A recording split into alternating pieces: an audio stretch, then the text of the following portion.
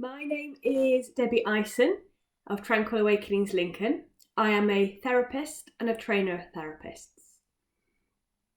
Today I have come on here to show you a really useful and quick technique that you can use and become really skilled at using as a way of communicating with your unconscious mind.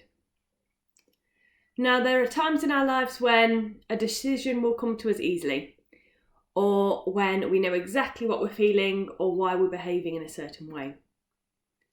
There are, however, other times where we may have doubt or confusion. This is when this technique comes in really useful. And it's easy. All you need to do is stand up, which I'm going to show you in a moment, and you're going to use your body as a way to talk with and communicate with your unconscious mind. And it goes like this. So if you stand up,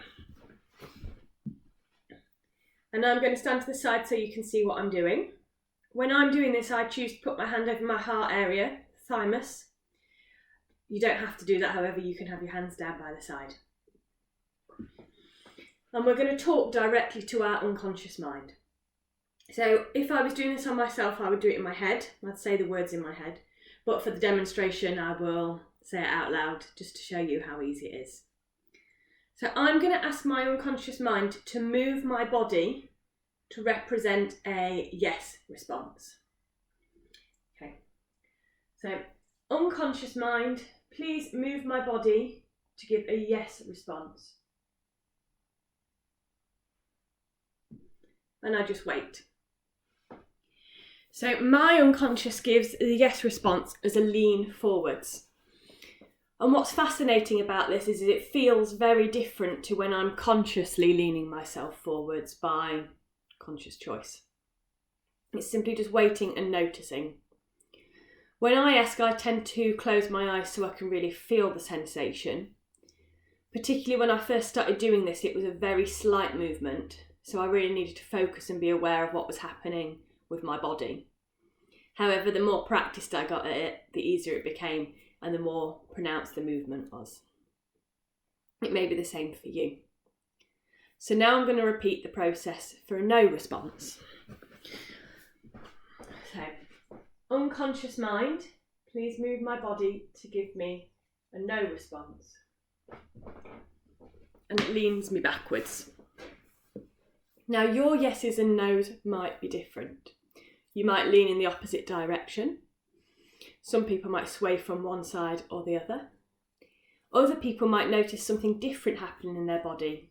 So when I've used this with clients before, I've had people feeling a change in temperature, that they've become hotter or cooler. I've had people feeling a tingle up one arm or the other. Different sensations for different people. It's all about noticing. So I would say when you're starting to do this, it's good to just do it at a quiet time when you're by yourself, closing your eyes, relaxing and keeping your feet perhaps shoulder width apart and just allowing yourself to go with the flow.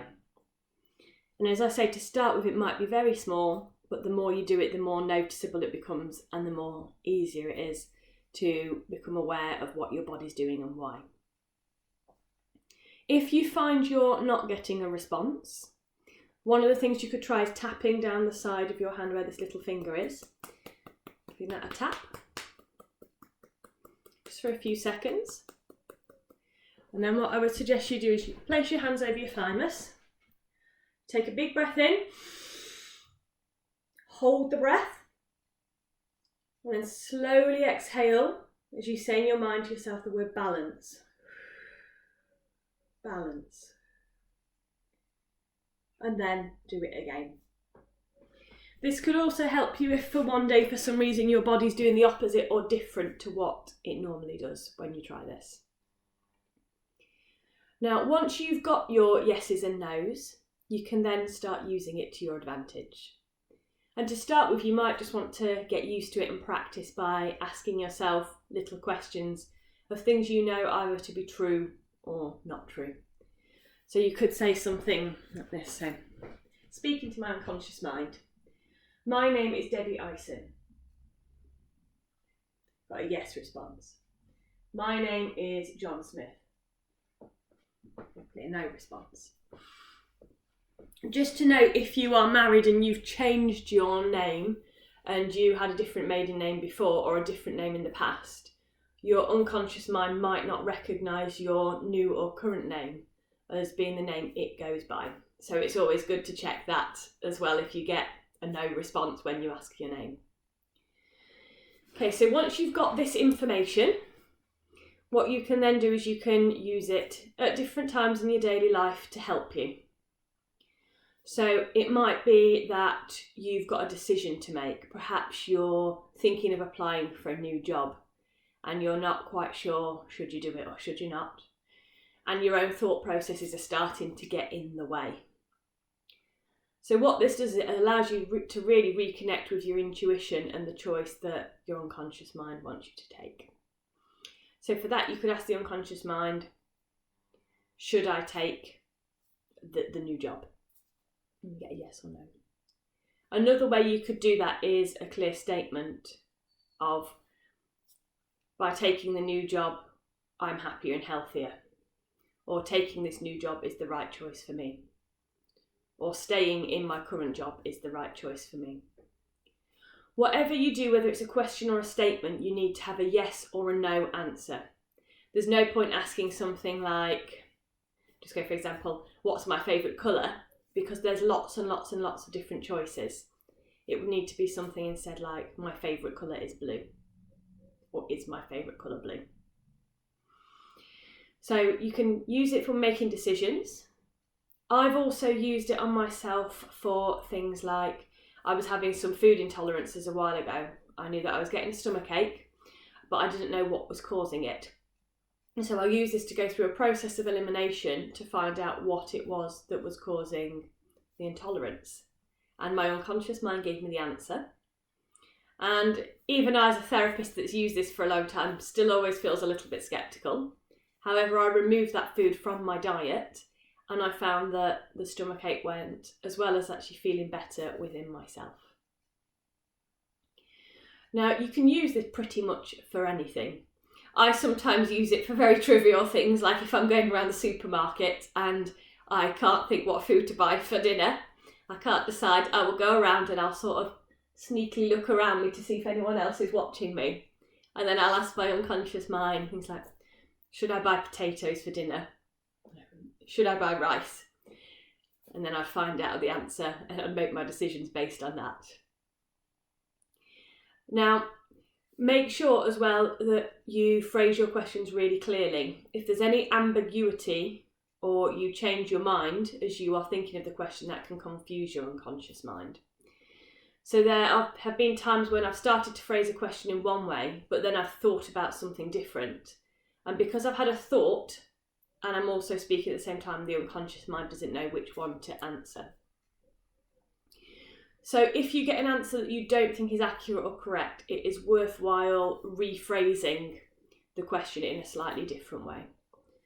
So a while ago, for example, I was working with a client who has had some food intolerance issues. And they've cut out wheat, gluten, dairy, milk from their diet. And they're convinced already it's making a big impact, but they wanted to be sure. So I said, well, why don't you ask your unconscious mind with the technique that we've been practicing? And they thought that was a good idea. So they asked the question,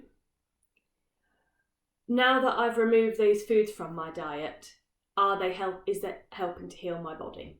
And they got a no, and they were a bit puzzled. So I said, okay, let's just rephrase it for a moment, because it's implying perhaps that the change in the food is what's healing the body. How about you ask instead, now that I've eliminated these foods from my diet, is it allowing my body to heal itself? And there was a very strong yes, because it was the body healing itself due to the foods being removed. So give it a go. Practice it, and the more you do it, like I say, the easier it becomes. And this is really useful in day-to-day life. I've used it at times when I've felt an emotion or I've been triggered by something and I've been a bit unsure as to why that is.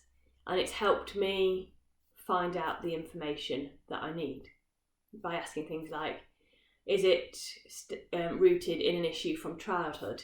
Yes or no? Is it an issue rooted in adulthood? Yes or no? Is it something that happened before the age of 5? Yes or no? And so on. So I look forward to finding out how you get on, and please do let me know. I hope you have a brilliant day, and please remember to like and subscribe to my channel for more useful and interesting videos on different therapeutic techniques that you can use on yourself and others, as well as chats and discussions about the therapies that I do, and yeah, lots of interesting things to learn about yourself. I hope you have a brilliant day, and I shall speak to you soon. Take care and goodbye for now.